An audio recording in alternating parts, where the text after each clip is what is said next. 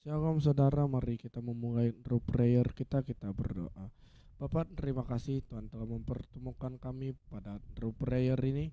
Semua karena anugerah dan perkenanan-Mu Tuhan. Tuhan tolong sertai ibadah ini dari awal dan sampai berakhirnya dalam nama Tuhan Yesus. Amin. Haleluya.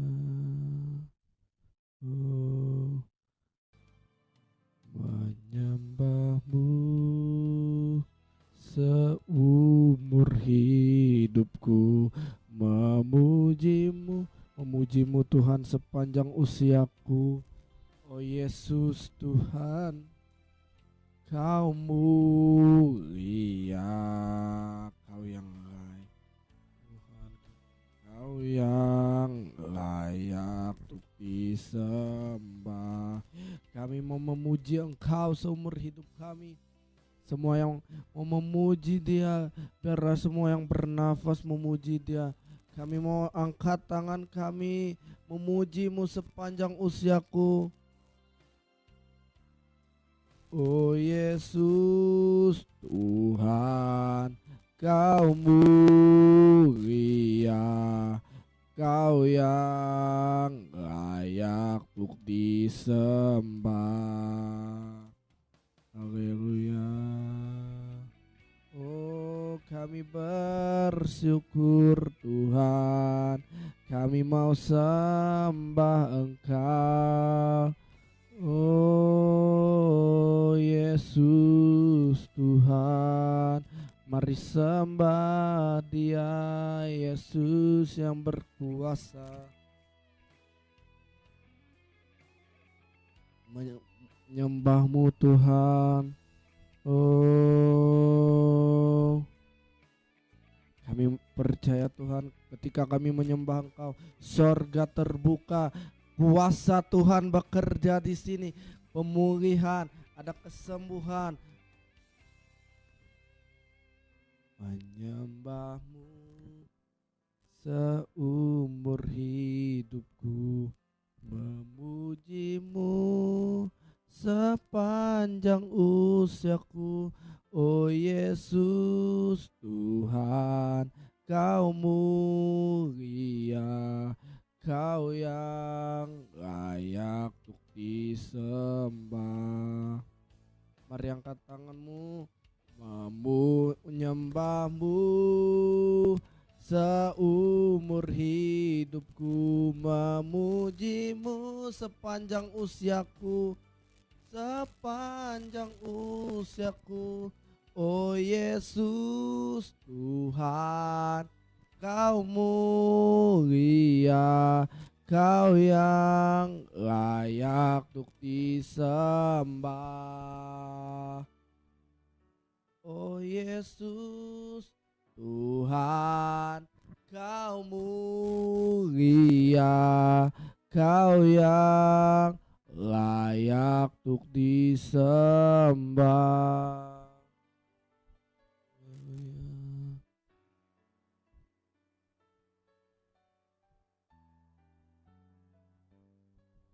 Oh Yesus, kami sembah Engkau Raja.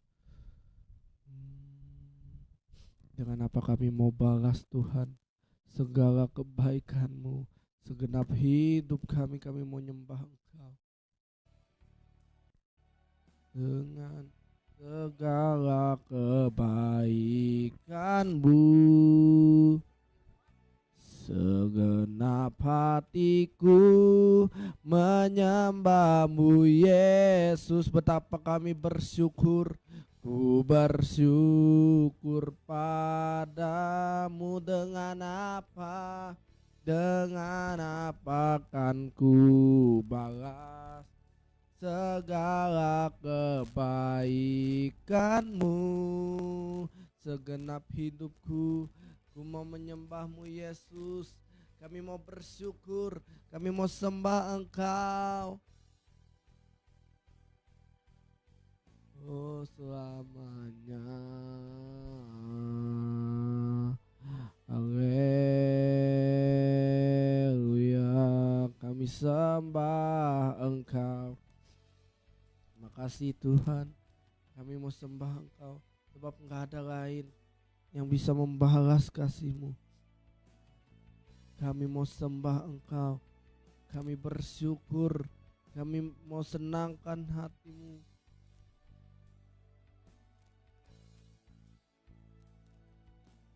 Oh Yesus.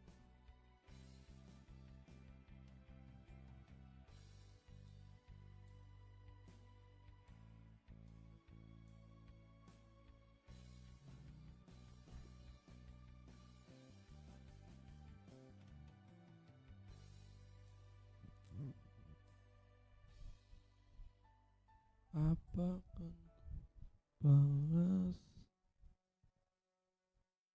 segala kebaikan-Mu? Karena kami mau sembah Engkau, Yesus. Ku bersyukur padamu, kenapa kan ku balas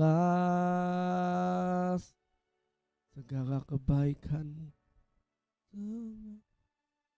kebaikan-Mu. Segenap hatiku menyembah-Mu, Yesus. Ku bersyukur padamu, dengan apa kan ku balas segala kebaikan-Mu. Segenap hatiku menyembah-Mu, Yesus. Ku bersyukur padamu, dengan apa kan ku balas segala kebaikan-Mu. Segenap hatiku menyembah-Mu, Yesus. Ku bersyukur padamu selamanya. Oh,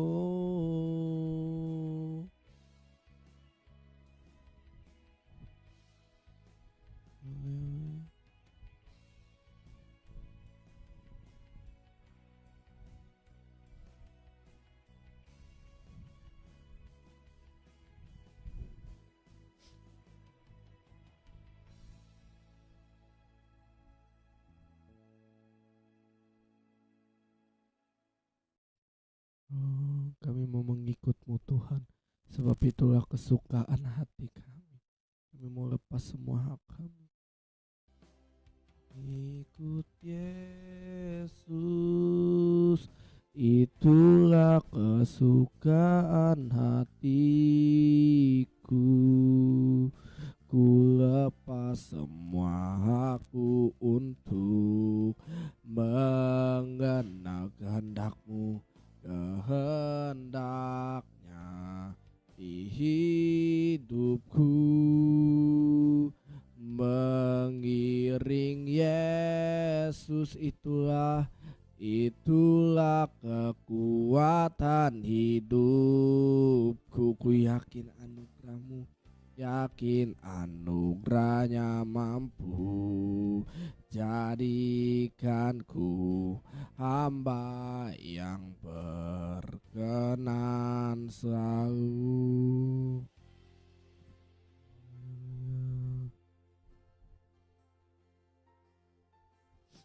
Kami mau mengikut-Mu Tuhan, sebab pengikut-Mu itulah kesukaan terbesar bagi hidup kami. Kami mau sembah Engkau. We worship You. Haleluya. Buat apa yang akan kami alami, dan buat apa yang sedang kami alami. Kami tahu di setiap jalan hidup kami, di setiap langkah hidup kami, ada Tuhan beserta kami. Kami tidak takut karena Tuhan berkata, aku tidak meninggalkan engkau dan aku tidak membiarkan engkau. Kami bangga punya Tuhan Yesus yang selalu ada di setiap jalan hidup kami. Inilah kami ya Tuhan, anak-anak-Mu, sampaikan isi hati-Mu, sampaikan firman-Mu yang memberikan hidup dan hidup dalam segala kelimpahan. Sampaikan isi hati-Mu di dalam nama Tuhan Yesus. Semua yang siap dengan iman, sama-sama kita katakan amin. Shalom. Silahkan duduk. Apa kabar? Sehat, kuat, makmur, panjang umur, awet muda, diberkati Tuhan. Amin, amin. Oke, kita udah mau masuk beberapa jam lagi ya. Karena ini jam 9 dan di jam 12 malam nanti kita sudah masuk di 2024. Gak kerasa, cepet. Padahal kita baru ya bikin online di YouTube waktu itu 2022 pas mau Natal dan mau tahun baru. Tapi dunia ini penuh dengan perubahan. Setuju? Bahwa dunia yang kita tinggali hari ini itu identik dengan perubahan. Nah, kita mau belajar ada satu yang tidak berubah, yaitu Tuhan Yesus Kristus. Katakan amin. Hari ini kita mau belajar tentang the year of Shalom, tahun Shalom. Oke, Yohanes pasal 14 ayat 27 berkata, damai sejahtera ku tinggalkan bagimu, dan damai sejahtera ku berikan kepadamu. Dan apa yang ku berikan tidak seperti yang diberikan oleh dunia kepadamu. Janganlah gelisah dan gentar hatimu. Aku nggak tahu, kita nggak tahu apa yang akan terjadi di 2024. Orang bilang 2024 lebih buruk dari 2023. Lebih gelap dari 2023. Buktinya 2023 terang. Tapi ini yang kita belajar bahwa akan banyak kesusahan. Ya, Alkitab berkata di akhir zaman akan banyak kesusahan. Tapi Alkitab berkata juga, damai sejahtera ku tinggalkan bagimu. Kita bisa tinggal damai di tengah dunia yang penuh dengan ancaman. Kita bisa berdamai di tengah dunia yang penuh dengan krisis. Kita bisa berdamai di tengah dunia yang tidak bisa berdamai. Di versi lain dikatakan, Yohanes 14 ayat 27, damai sejahtera ku tinggalkan bagimu, dan damai sejahtera ku aku berikan kepadamu. Dan damai sejahtera yang ku berikan kepadamu bukan seperti yang dunia berikan. Jangan biarkan hatimu gelisah dan takut. Damai sejahtera ku tinggalkan. Kalau ditinggalkan itu dan diberikan, itu artinya sudah menjadi milik kita. Nah, arti dari damai sejahtera itu ada dua versi, Yunani dan Ibrani. Yunani itu adalah Irene. Irene itu artinya adalah kedamaian, ketenangan, ketentraman. Ada yang namanya Iren. Ada orang yang namanya Iren, tapi gak damai, gimana tuh? Namanya Iren, ketenangan, kedamaian, ketertiban, ketentraman. Tapi dia gak tentram tuh. Dan bahasa Ibrani dari damai sejahtera ini yang tadi kita ucapkan, itu adalah, nah kita mau belajar, Shalom ini juga memiliki makna. Ada makna dari Shalom ini. Bentar, kita buka dulu.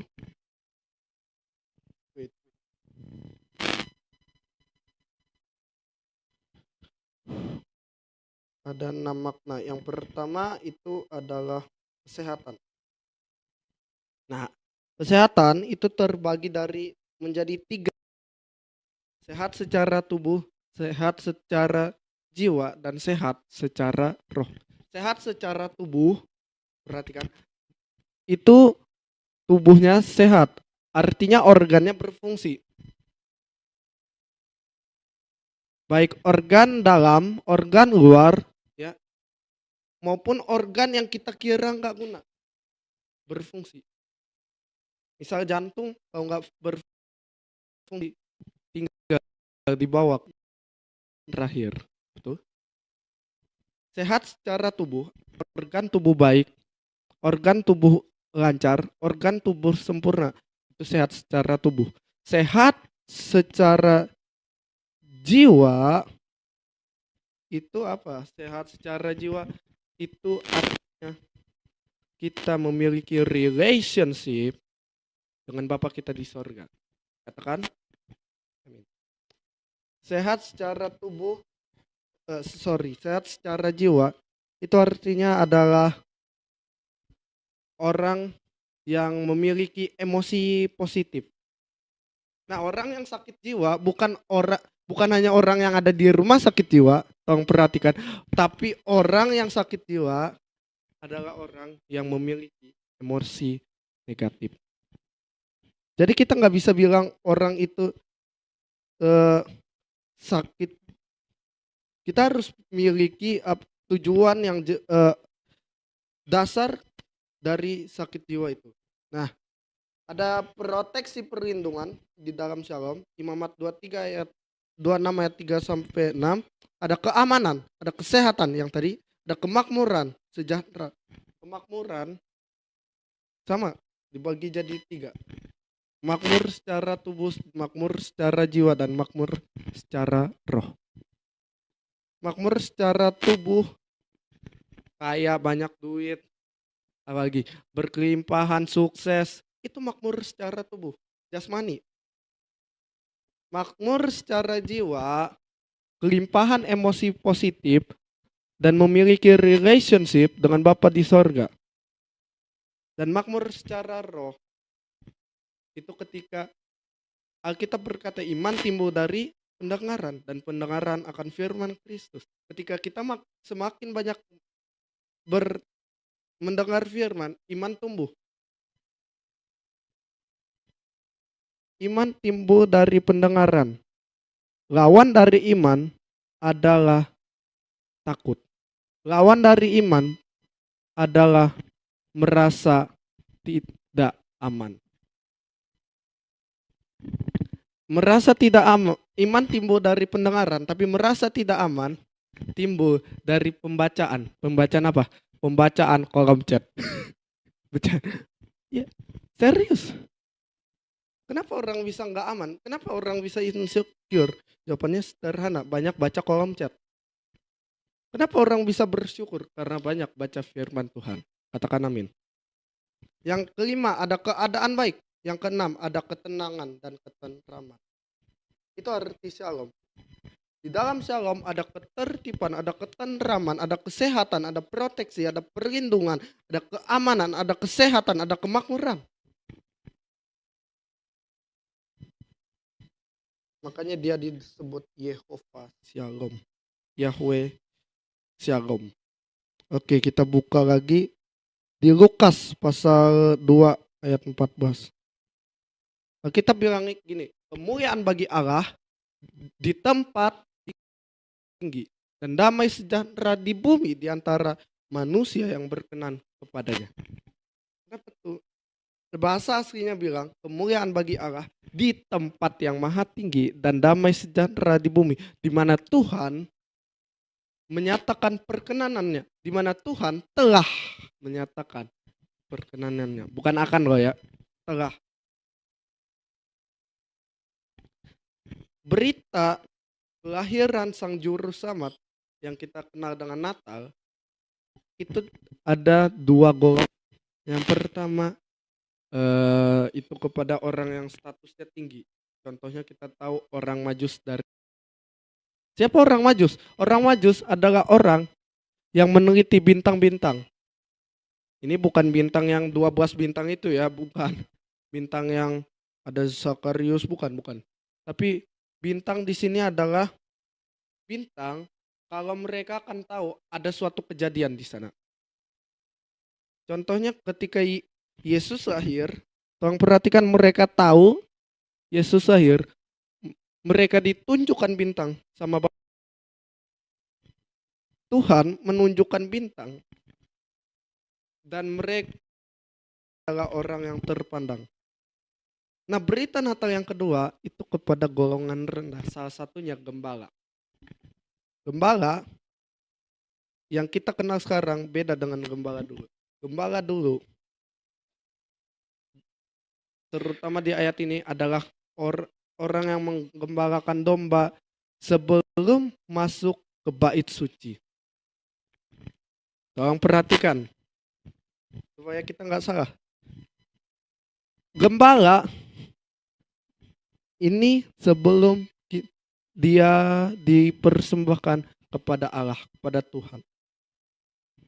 Itu gembala. Kenapa disebut golongan rendah? Karena dia gak boleh masuk ke bait suci, bait Allah, bait Tuhan. Kenapa? Karena yang namanya najis, gak layak. Dia bicara, dia interaksi dengan domba, dengan hewan-hewan, gak layak kan? Kotor.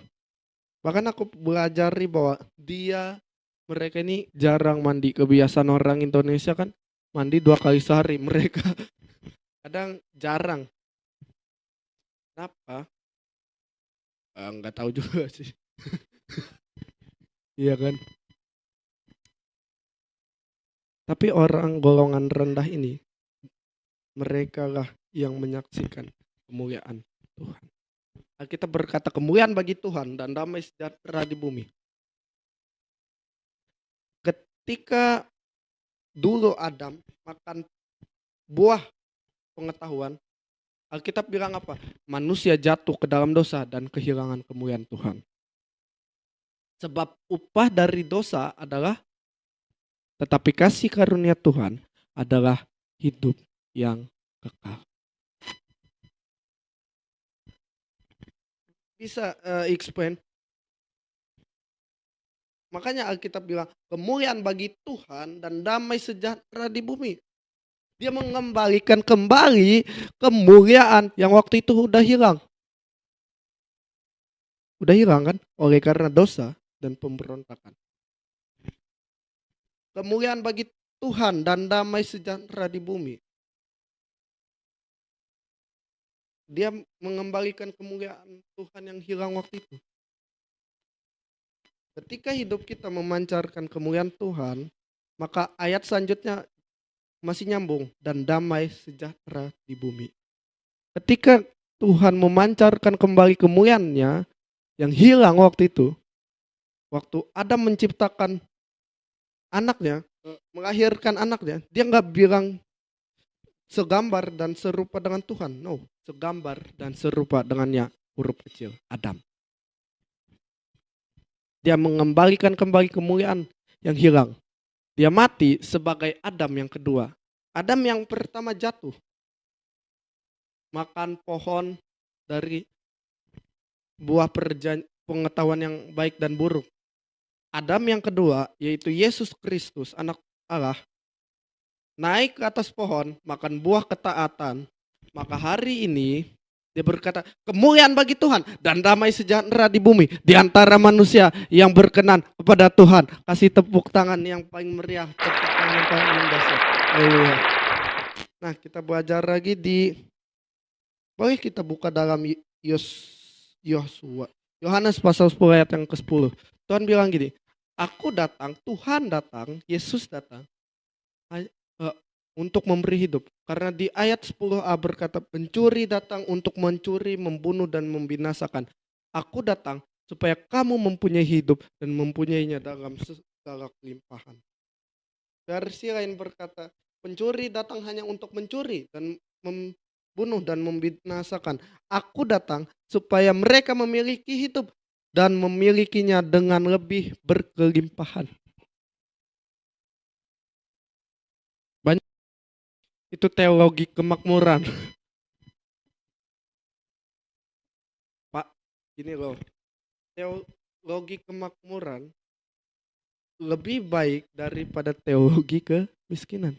Karena kenapa? Alkitab sendiri dengan jelas, pencuri datang hanya untuk mencuri dan membunuh dan membinasakan. Aku datang supaya kamu mempunyai hidup yang berkelimpahan. berkelimpahan damai sejahtera, berkelimpahan kasih karunia, berkelimpahan dalam segala hal. Bahkan berkelimpahan dalam dalam kehidupan dan dalam harta ini.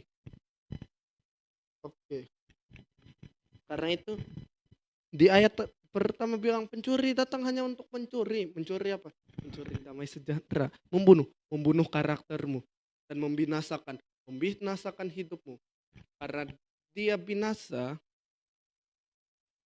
karena Lucifer binasa waktu itu kan. Dibuang dari sorga, jatuh dalam kerajaan maut. Makanya iblis paling tidak suka ketika manusia mempunyai hidup dan mempunyainya dalam segala kelimpahan. Dia ingin mencuri, membunuh, membinasakan. Kenapa? Karena Lucifer jatuh dibiarin sama Tuhan, tapi manusia jatuh dicari. Alkitab berkata, sebab anak manusia datang untuk mencari dan menyelamatkan yang terhilang. Kolose, kita melihat damai sejahtera, shalom. Ketika murid-muridnya takut, mereka berada di suatu ruangan, pintu terkunci. Kenapa? Takut dengan orang-orang Yahudi. Kenapa? Karena mereka percaya Yesus mati. Kalau sampai tidak terbukti, maka mereka akan dihukum mati. Maka mereka takut, pintu terkunci. Ini yang biasa dilakukan oleh imam di dalam hukum Taurat, imam besar. Bahwa ketika mereka habis keluar dari dari pelataran Tuhan, hanya ada dua pilihan, mati atau hidup. Kalau mereka berkenan, hidup, diberkati, berkelimpahan, setahun lagi, karena setahun sekali kan, setahun lagi mereka diberkati. Kalau mereka tidak berkenan, yang terjadi adalah kutuk, sakit penyakit, kemiskinan, kemandulan, semua akan terjadi. Kenapa? Enggak berkenan. Imam besar di hukum Taurat hanya membawa yang namanya darah domba. Yesus datang bukan membawa darah binatang, bukan membawa darah anak domba, bukan membawa darah lembu kambing, tapi darahnya sendiri. Makanya pas dia bangkit, coba kita buka Yohanes 21. Ya, karena di tahun baru nanti nggak akan bahas ini. Ayat yang ke-19. Ketika hari sudah malam, pada hari pertama minggu itu, berkumpullah murid-murid Tuhan Yesus di suatu tempat dengan pintu-pintu terkunci karena mereka takut kepada orang-orang yang Yahudi. Pada waktu itu datanglah Yesus dan pada waktu itu dan berdiri di tengah-tengah mereka dan berkata, damai sejahtera bagimu. Ya.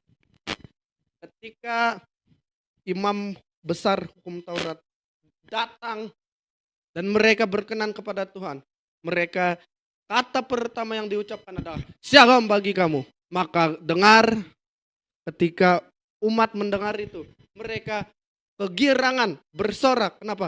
Imam mereka berkenan kepada Tuhan.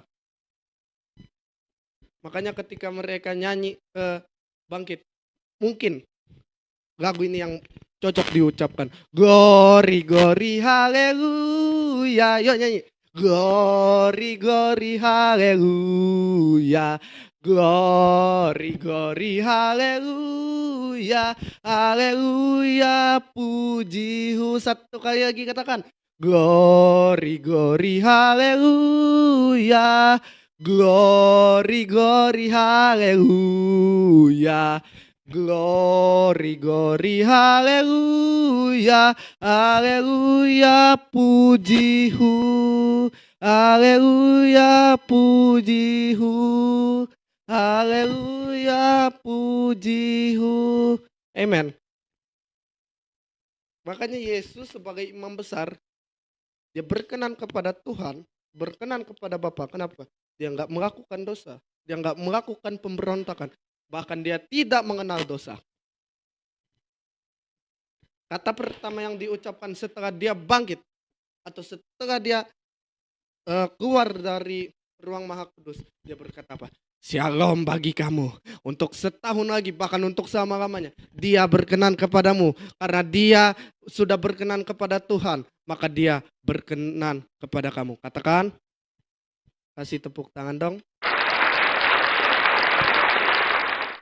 Oke. Nah, kita melihat bahwa ada satu perempuan yang mengalami damai sejahtera itu.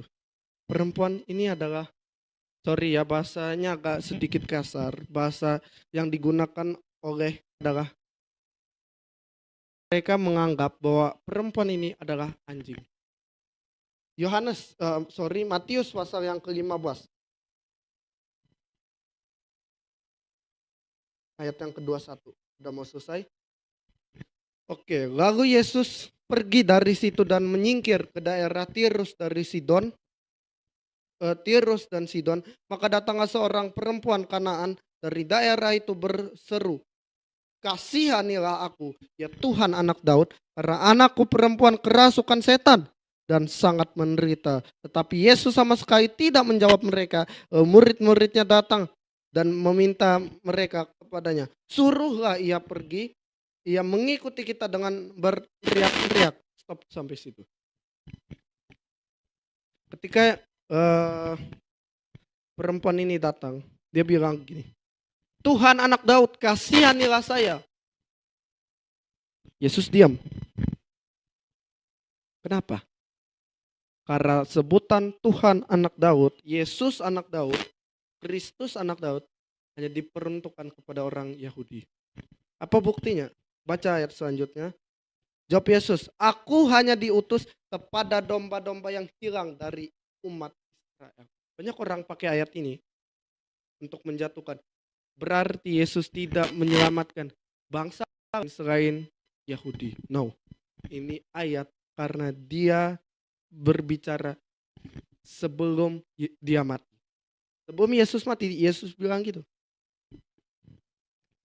Nah, perhatikan ayat selanjutnya. Tetapi perempuan itu mendekat dan menyembah dia, sambil berkata, Tuhan tolonglah aku. Tapi Yesus menjawab, tidak patut mengambil roti yang disediakan bagi anak-anak dan melemparnya kepada anjing. Kata perempuan itu, benar Tuhan, namun anjing itu makan remah-remah yang jatuh dari meja tuannya. Maka Yesus menjawabnya dan berkata kepadanya, hai ibu, besar imanmu, maka jadilah kepadamu seperti yang kau kehendaki. Dan seketika itu juga anaknya sembuh. Wow. Ketika Yesus berkata, aku diutus hanya untuk domba yang hilang dari Israel, perempuan ini hanya mengganti kalimat Tuhan anak Daud menjadi Tuhan, kasihanilah aku. Jawab Yesus, tetapi Yesus menjawab, tidak patut mengambil roti yang disediakan bagi anak-anak dan melemparkannya kepada anjing. Sekilas bahasa ini agak sedikit kasar. Sekilas Yesus mensejajarkan perempuan ini dengan anjing. Sekilas Yesus hanya menganggap dia sebagai binatang. No.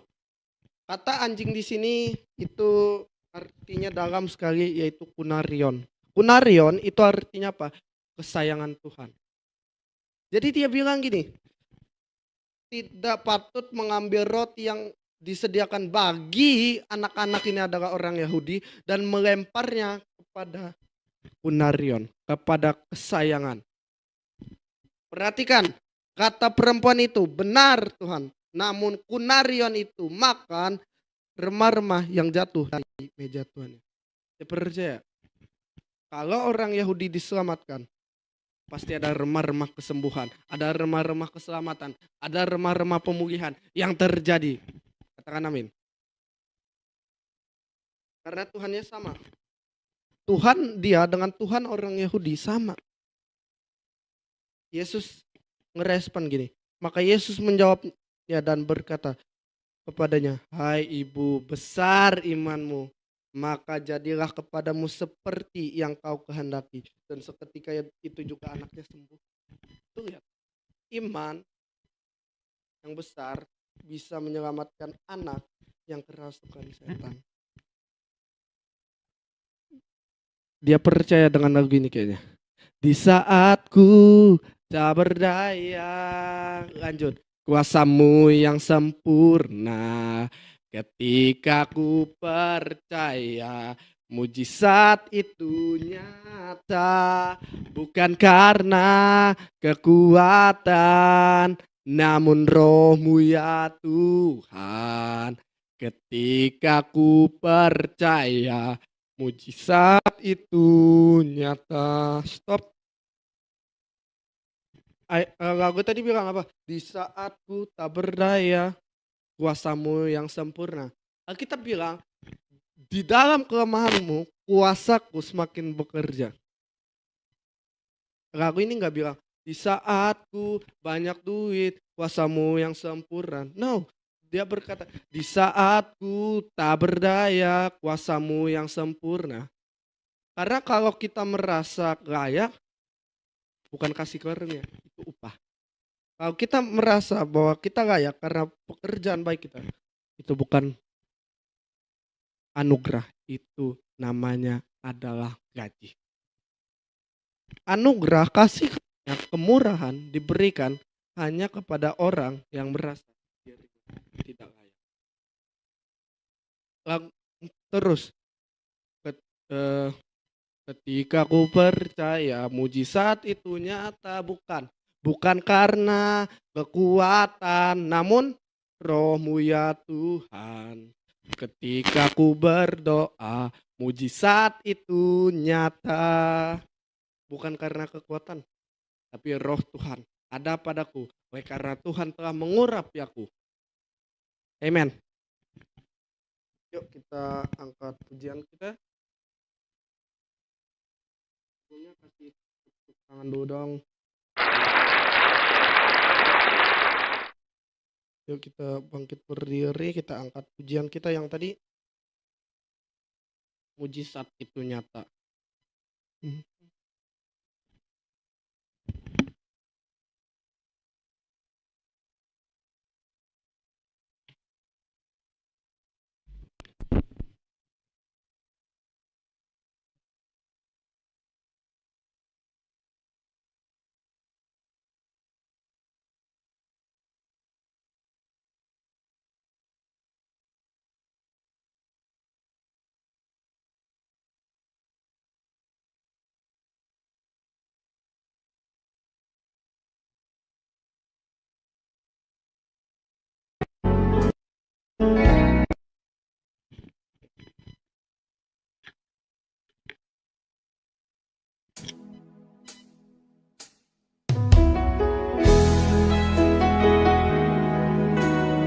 Ketika kita tak berdaya, kuasa semakin bekerja. Jangan keraskan hati, karena Tuhan berkata, rendahkan dirimu di bawah tangan Allah yang pada waktunya Dia akan mengangkat tak terbatas kuasa-Mu Tuhan, semua dapat Kau lakukan. Apa yang kelihatan mustahil bagiku, itu sangat mungkin bagimu. Di saat ku tak berdaya, kuasamu yang sempurna. Ketika ku percaya mujizat itu nyata, bukan karena kekuatan, namun roh-Mu ya Tuhan. Ketika ku berdoa, mujizat itu nyata. Di penghujung tahun ini sadari bahwa di saat kita tak berdaya, kuasa-Mu yang sempurna